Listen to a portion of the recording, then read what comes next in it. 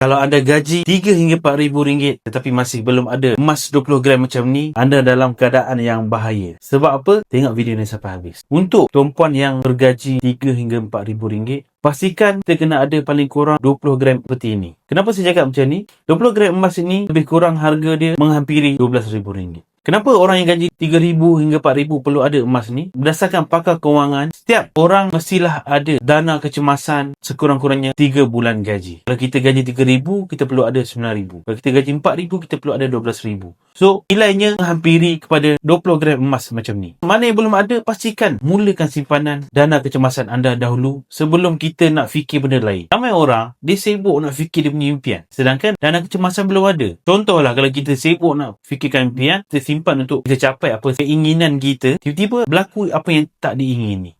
Dan kita tak ada dana kecemasan untuk kita tampung kita punya income setiap bulan, paling kurang 3 bulan gaji. Mana yang belum ada, pastikan wujudkan dana kecemasan 3 bulan gaji ataupun dalam bentuk emas 20 gram macam ni. So kalau nak mulakan simpanan emas, boleh tekan dekat beg biru ni bawah untuk saya guide dan bantu tuan-puan mulakan simpanan emas dan ada dana kecemasan.